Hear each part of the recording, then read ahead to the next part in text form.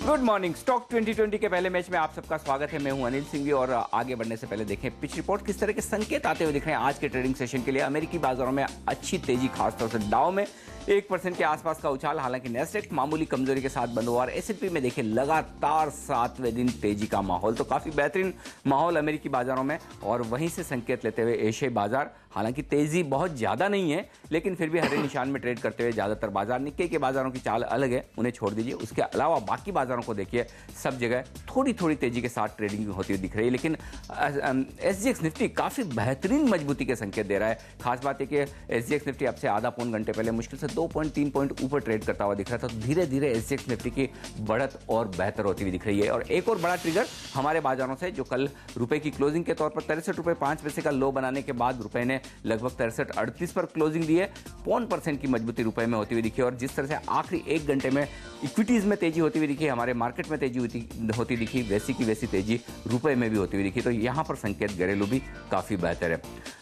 ऐसे में रणनीति रहते हैं। Neeraj, good morning. और बताइए, क्या आज फिर से बल्लेबाजी करने का इरादा है या कुछ गेंदबाज भी हैं?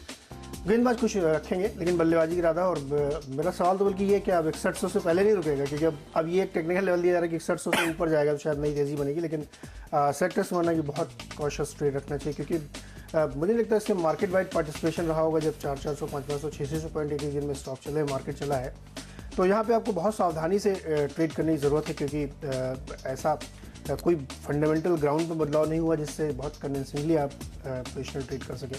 तो सेक्टर्स को लगता है कि ट्रेडिंग के लिहाज से लॉन्ग, लेकिन डेफिनेटली गेंदबाज भी टीम में शामिल होंगे। बल्लेबाजी के साथ ही उतरने का विचार है। एक गेंदबाज को टीम में शामिल करेंगे, लेकिन हमें लगता है कि अब भी बल्लेबाजी के मौके, हाँ, सिलेक्टिव ज़रूर है।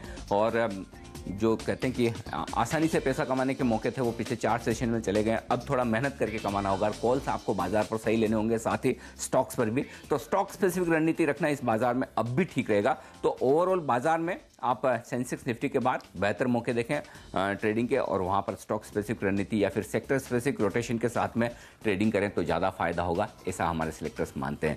बताइए, शुरुआत किन के साथ कर रहे हैं आप?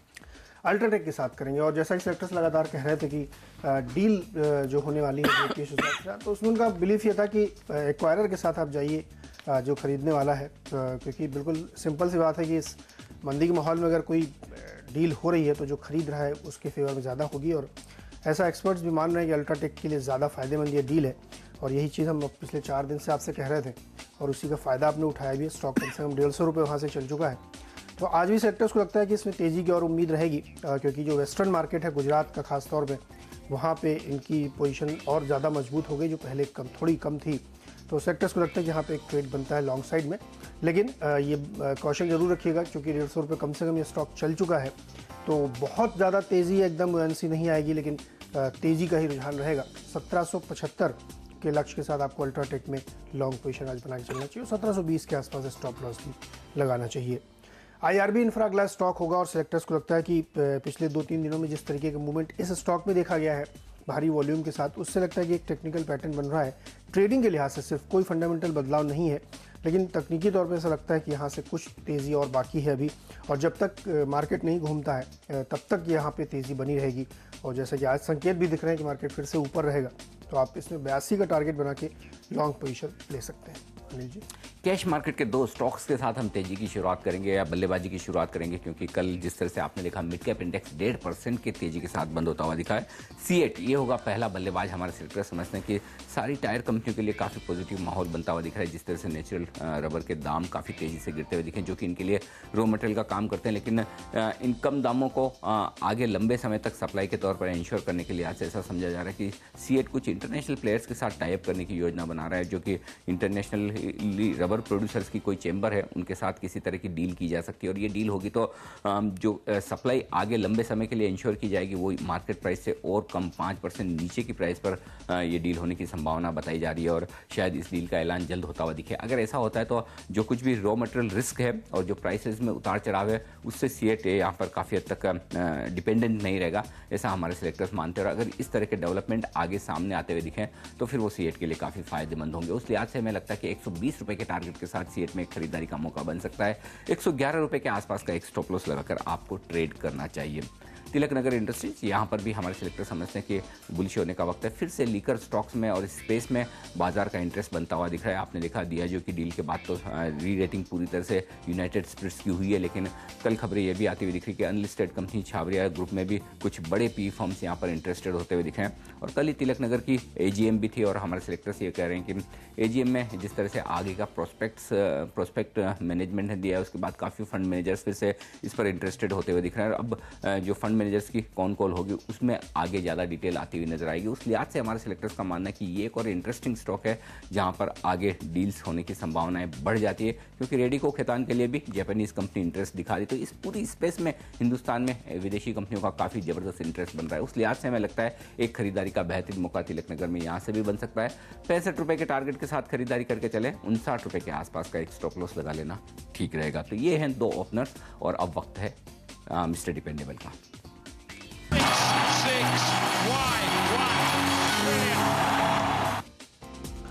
बिल्कुल यूनाइटेड स्पिरिट्स भरोसेमंद खिलाड़ी रहेगा और जिस तरीके का इंटरेस्ट दिख रहा है पूरे लिकर स्पेस में, सेक्टर्स को लगता है कि यहाँ पे अपॉर्चुनिटी रहेंगी। और यूनाइटेड स्पिरिट्स मेरे सेक्टर्स लगातार मानते हैं कि इसमें तेज़ी रहेगी। और पिछले दिनों जब हमने कहा था तो 2700 तक के लेवल इसने देखे थे, लेकिन उसके बाद ओवरऑल मार्केट जब नीचे आया तो स्टॉक में भी करेक्शन हुआ। लेकिन जैसे ही देखिए मार्केट ऊपर जा रहा है, स्टॉक में फिर से एक बार तेज़ी का रुझान बनता हुआ दिख रहा है। यहाँ पे सेक्टर्स आज भी खरीदारी की सलाह दे रहे हैं। उसमें उनका मानना है कि आप पोजिशनल ट्रेड भी ले सकते हैं यहाँ, क्योंकि स्टॉक को यहाँ से ऊपर ही जाना है। लेकिन अगर आप ट्रेडिंग के लिहाज से सिर्फ लेना चाहते हैं तो 2600 का लक्ष्य आज के लिए रखिए और बाजार की दिशा देखिए, क्योंकि बाजार का डायरेक्शन समझना बहुत ज़रूरी है। उसके हिसाब से अपनी कॉल को आप कैरी कर सकते हैं या आज ही पोजीशन छोड़ भी सकते हैं। तो 2600 का टारगेट होगा और 2540 के आसपास स्टॉप लॉस भी लगाएं। अनिल जी, सीमेंस ये होगा हमारा मिस्टर डिपेंडेबल और हमारे सिलेक्टर समझते हैं कि यहाँ पर कल के 7-8% के उछाल के बावजूद तेजी के बेहतरीन मौके अब भी बाकी हैं।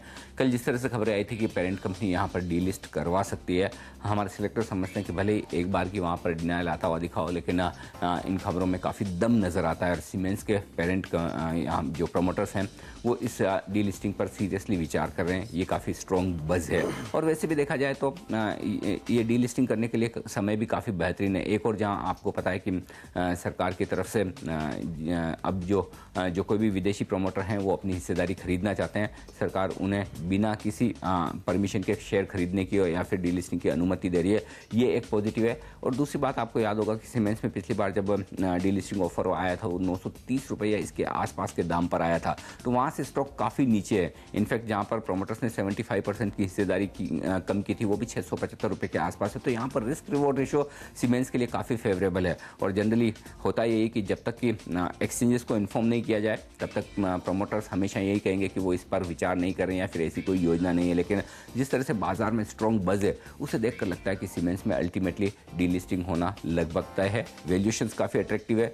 रुपये की कमजोरी के बाद यहाँ पर उन्हें बहुत ज़्यादा पैसा भी खर्च नहीं करना पड़ेगा और ऐसे में शायद ओपन ऑफर भी बहुत ज़्यादा प्रीमियम पर न लाना पड़े, यानी कि 900 के ऊपर की इस वक्त शायद जरूरत नहीं होगी। तो पहले के मुकाबले में काफ़ी सस्ते दामों पर डीलिस्टिंग हो सकती है। उस लिहाज से हमें लगता है कि सीमेंस के स्टॉक पर आज भी एक तेजी का मौका बन सकता है। कल के सेशन में 570 रुपये के आसपास के हाई बनाए थे स्टॉक ने। आज हमारा टारगेट 550 रुपये के आसपास का है। 500 रुपये के स्टॉप लॉस के साथ यहाँ पर तेजी करने की राय हमारे सिलेक्टर्स की। लेंगे एक ब्रेक और ब्रेक के बाद आपके सामने रखेंगे मिडिल ऑर्डर के प्लेयर्स और साथ ही फ्री हिट भी।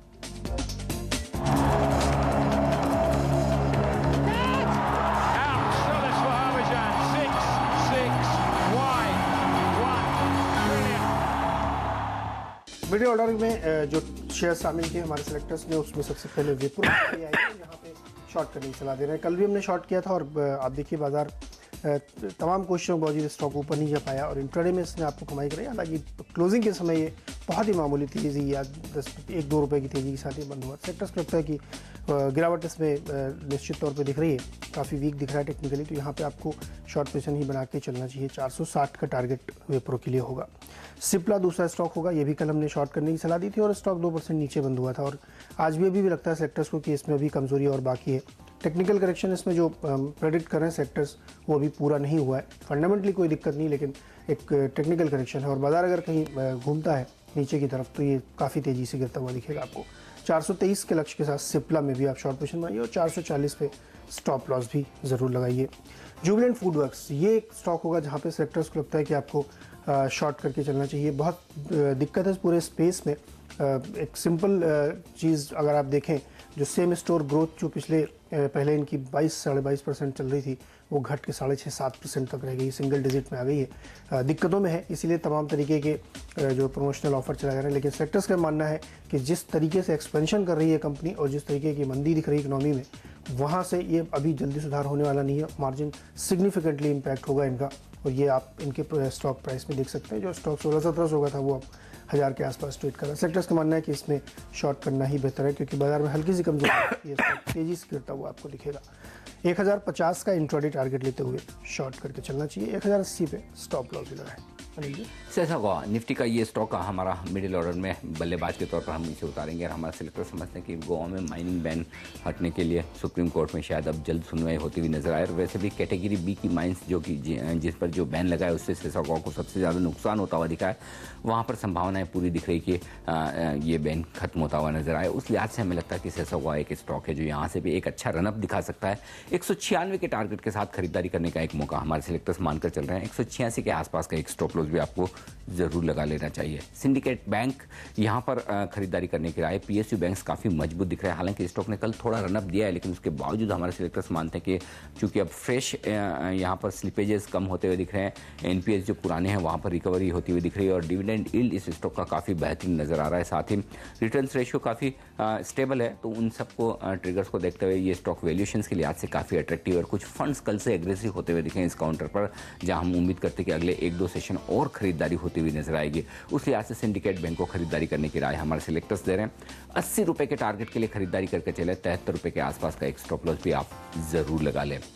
टीम का एकमात्र गेंदबाज महिंद्रा एंड महिंद्रा यहाँ पर उतारेंगे इसे, और हमारे सिलेक्टर समझते हैं कि यहाँ पर एक बिकवाली का मौका लिया जा सकता है। अगर बाजार में कमजोरी आनी है तो कुछ दिग्गजों में प्रॉफिट बुकिंग हो सकती है, और उसमें महिंद्रा एंड महिंद्रा आगे रह सकता है। हम उम्मीद कर रहे हैं कि यहाँ पर कुछ फंड बेस्ड सेलिंग या फिर कुछ नेगेटिव न्यूज़ फ्लो हो सकता है, जिसकी वजह से स्टॉक पर करेक्शन आता हुआ दिखे। 790 रुपए के टारगेट के साथ बिकवाली का एक मौका हम यहाँ पर लेकर चल रहे हैं। 835 रुपए के आसपास का एक स्टॉप लॉस भी आप जरूर लगा लें। और अब वक्त है फ्री हिट का। हाइडेलबर्ग सीमेंट सेलेक्टर्स ने फ्री हिट के लिए चुना है, और हमने इसको लगातार रिकमेंड किया। 2 दिन पहले ही हमने इसको रिकमेंड किया था, और स्टॉक ने बहुत शानदार परफॉर्मेंस दिखाया। सेक्टर्स का मानना है कि सीमेंट स्पेस में आपको नज़र रखनी चाहिए। 2-3 रीजन हैं जिसकी वजह से लगातार सेलेक्टर्स इस पर फोकस करने के लिए कोशिश कर रहे हैं। एक तो ये है कि जो पूरा सीमेंट का सीजन शुरू हो रहा है। दूसरा, जो फॉरेन प्रमोटर्स हैं उनके लिए अपना स्टेक बढ़ाना काफ़ी आसान कर दिया है सरकार की तरफ से। दूसरा, जो करेंसी डिफरेंशियल था उसका भी इनको बहुत फ़ायदा मिला। सेक्टर्स का मानना है कि ये चीज़ आप हमेशा नज़र में रखिए, और जो भी फॉरेन प्रमोटर्स वाली कंपनी में आपको बहुत ही सिग्निफिकेंट चेंजेस आपको दिखेंगे। इसी वजह से हाइडेलबर्ग हमने 3 दिन पहले भी आपसे कहा था।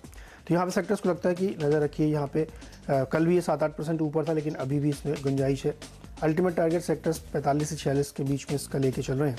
आज लगता है कि 38 से 38-50 के आसपास का लक्ष्य इसमें आता हुआ दिख सकता है। लॉन्ग पोजीशन बना के चलिए हाइडेलबर्ग सीमेंट में। अनिल जी, वोल्टास ये होगा हमारा फ्री हिट बल्लेबाज, और सीमेंस को जो इसी स्पेस की कंपनी कैपिटल गुड्स और इंजीनियरिंग की, जिसे हमने मिस्टर डिपेंडेबल के तौर पर उतारा है, वोल्टास को हम फ्री हिट बल्लेबाज के तौर पर टीम में शामिल कर रहे हैं। इस स्पेस की पूरी तरह से री रेटिंग होती हुई दिख रही है। आपने देखा किस तरह से भेल और एल&टी जैसे दिग्गजों में काफ़ी ज़बरदस्त तेजी हुई। इनफैक्ट सीमेंस, एबीबी, भेल, ये सारे के सारे स्टॉक अपने लोअर लेवल से 20 से 25% का रिबाउंड दे चुके हैं, लेकिन वोल्टास में अब तक वो रिकवरी नहीं आई। इनफैक्ट वोल्टास, क्रॉम्पटन, ये कुछ एक स्टॉक ऐसे हैं जो अब भी रैली में पार्टिसिपेट करना बाकी है, क्योंकि अब तक जो खरीदारी हुई है वो दिग्गजों में हुई है। हमारे सिलेक्टर्स मानते हैं कि अब वैल्यूएशन से यहाँ पर काफ़ी अट्रैक्टिव होते हुए दिख रहे हैं। एक बड़ी एफआई नोमुरा की तरफ से पहले भी रिपोर्ट आ चुकी है, उन्होंने यहाँ पर 92 रुपये के आसपास के टारगेट भी दिए। काफ़ी एग्रेसिव टारगेट है। हमारे सिलेक्टर समझते हैं कि एक स्ट्रॉन्ग बच है कि वोल्टास को अबू धाबी से एक 1300 करोड़ रुपए का ऑर्डर मिल सकता है, और अगर ये ऑर्डर मिलता है तो ये इस कंपनी के लिए काफ़ी बेहतरीन होगा। और खासतौर से इस तरह के माहौल में जब एक्सपोर्ट के बेहतरीन ऑर्डर्स मिलते हुए दिखे तो वो काफ़ी पॉजिटिव समझा जाएगा। 4 बड़ी डील्स भी वोल्टास के लिए पाइपलाइन में, और अगर ये डील्स पूरी होती है तो ऐसे में जो वित्त वर्ष 2014 की सेल्स है वोल्टास की, उसके 4-4.5 गुना इनकी ऑर्डर बुक हो जाएगी, जो कि आगे के लिए रेवेन्यू विजिबिलिटी काफ़ी देती हुई नजर आएगी। ये सारे स्ट्रॉन्ग ट्रिगर्स हैं जिनके चलते हमारे सिलेक्टर्स मानते हैं कि वोल्टास में एक तेजी का मौका बन सकता है। तो दिग्गजों के बाद अब मिड कैप शेयरों में, खासतौर से कैपिटल गुड्स में यहाँ पर तेजी की बारी है। उस लिहाज से 74 रुपये के टारगेट के साथ वोल्टास में खरीदारी की जा सकती है। 68 रुपये के आसपास का स्टॉप लॉस लगाकर तेजी करने की राय हमारे सिलेक्टर्स की। लेंगे एक ब्रेक, और ब्रेक के बाद आपके सामने रखेंगे पिंच हिटर्स।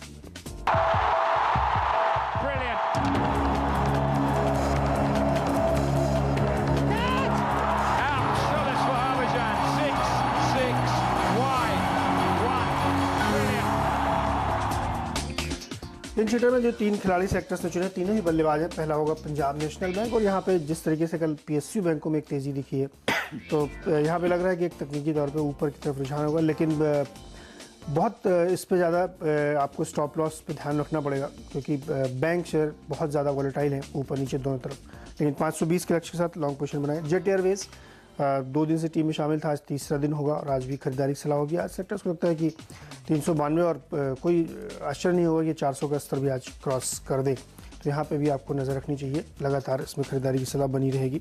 और अंत में फिनोलेक्स केबल्स, एक सेलेक्ट स्टॉक ये है, छोटा मिड कैप स्टॉक है। अगर मिड कैप में रैली रहेगी तो इसमें आएगी। दूसरा, जो इस तरह की कंपनियाँ हैं जिनके लिए ये अगले 3-4 महीने बहुत इंपॉर्टेंट होते हैं, वहाँ पे सेक्टर्स को लगता है कि सीजनल इम्पैक्ट भी आएगा फिनोलेक्स केबल्स में। नज़र रखिए, 57 के आसपास के लक्ष्य रखिए, लेकिन स्टॉप लॉस बहुत स्ट्रिक्टली लगाइए, क्योंकि ऐसे स्टॉक बहुत तेज़ी से नीचे भी जाता है। अनिल जी, जेपी ग्रुप की तीनों कंपनियों को उतारेंगे यहाँ पर बल्लेबाज के तौर पर। जेपी एसोसिएट पहला प्लेयर होगा माफ़ कीजिएगा। कल जिस तरह से यहाँ पर अल्ट्राटेक के साथ डील हुई है, ज़्यादातर एफआईज बुलिश होती हुई दिख रही। कुछ एफआईज का व्यू नेगेटिव भी है, लेकिन जो दिग्गज एफआईज हैं जैसे Morgan Stanley, Bank of America, Merrill Lynch, उन्होंने काफ़ी एग्रेसिव टारगेट रखे हैं। आईडीएफसी के भी 90 रुपये के टारगेट है। हमारे सिलेक्टर्स मानते हैं कि डील मोटा मोटी पॉजिटिव है और डी लेवरेजिंग की तरफ सही कदम है। ऐसे में जेपी एसोसिएट में आज के सेशन में भी तेजी हो सकती है। गैप से ओपनिंग हो तो फिर थोड़ा सा ध्यान से ट्रेड करें, क्योंकि स्टॉक काफ़ी वॉलेटाइल हो सकता है। कुछ सेल ऑन न्यूज़ भी ऊपर के लेवल पर ये मामला बन सकता है। तो 48 रुपये का टारगेट रखें, खरीदें। 43 रुपये के आसपास का स्टॉप लॉस लगा कर चलें। जेपी इंफ्रा ये कैश मार्केट का स्टॉक, और यहाँ पर हमारे सेलेक्टर समझते हैं कि इस ग्रुप में सबसे ज़्यादा फायदा अगर आज किसी स्टॉक को होना है तो शायद वो जेपी इंफ्रा हो सकता है। एक कैश का स्टॉक है। दूसरा ये कि यहाँ पर लैंड बैंक काफ़ी ज़बरदस्त है, और लैंड एक्विजिशन बिल पास होने के बाद तो इनके लैंड बैंक की वैल्यूएशन काफ़ी ज़्यादा बढ़ती हुई दिखेगी। उस लिहाज से हमें लगता है कि इस स्टॉक में भी काफ़ी अच्छा रनअप आ सकता है। 21 रुपये के टारगेट के साथ खरीदारी करें। 19-25 का एक स्टॉप लॉस लगा लें। और इसी ग्रुप का आखिरी स्टॉक जेपी पावर, जहाँ पर भी हमारे सेलेक्टर्स बुलिश है, सेंटीमेंट पॉजिटिव होता हुआ नजर आएगा। अब जेपी पावर के कुछ एसेट्स और कुछ प्लांट्स के बिकने की बारी है, जहां पर भी काफ़ी समय से बातचीत चल रही है। ये भी आगे डेवलपमेंट आपके सामने आएंगे। 18 रुपये के टारगेट के साथ यहां पर खरीदारी करें। 16 रुपये के आसपास का एक स्टॉप लॉस भी आपको ज़रूर लगा लेना चाहिए। पूरी टीम मेरी आपके सामने, नीरज सिर्फ एक गेंदबाज जेपी इंफ्रा के साथ जाएंगे। और डेफिनेटली जिस तरीके के लैंड बैंक इनके पास है और जो एक्सप्रेस वे है इनके पास आगरा और नोएडा के बीच में, वो सारे कुछ एसेट्स देखते हुए सेक्टर्स को लगता है कि यहाँ पे वैल्यू दिखती है। और कल खुद मनोज गौड़ ने ये इंटरव्यू में कहा है CNBC में आवाज़ के साथ कि हम अगला जो मोनेटाइजेशन करेंगे वो किसी में से भी हो सकता है, लेकिन सेलेक्टर्स का मानना है कि जो अगर आप एनालाइज करें तो जेपी इंफ्रा सबसे एप्ट है, क्योंकि लैंड बैंक हज़ारों एकड़ में है और थोड़ा सा बेचने से बहुत पैसे इकट्ठे होंगे। सेक्टर्स लगता है जेपी इंफ्रा पर नजर रखना चाहिए, और 21 का लक्ष्य तो बहुत आसानी से अचीव होता हुआ दिखेगा। Anil ji, free hit Heidelberg इसके साथ जाएंगे। और जाहिर सी बात है कि सीमेंट स्पेस आज काफ़ी बजिंग रह सकती है। जिस तरह की ये डील हुई है, काफ़ी बड़ी डील, और सीमेंट स्पेस में काफ़ी चेंजेस लाने वाली है। और उस लिहाज से हमें लगता है कि और वैल्यूशंस भी थोड़े से बेहतर ही आते हुए दिखे हैं। उस लिहाज से हेडलबर्ग सीमेंट आज के सेशन में 38 रुपये के टारगेट्स आपके ज़रूर अचीव कर सकता है। तो चलिए, पहले मैच में मुझे और नीरज को दीजिए इजाज़त। बने रहिए हमारे साथ। ब्रेक के बाद एक और शानदार मैच आशीष और हेमंत के बीच।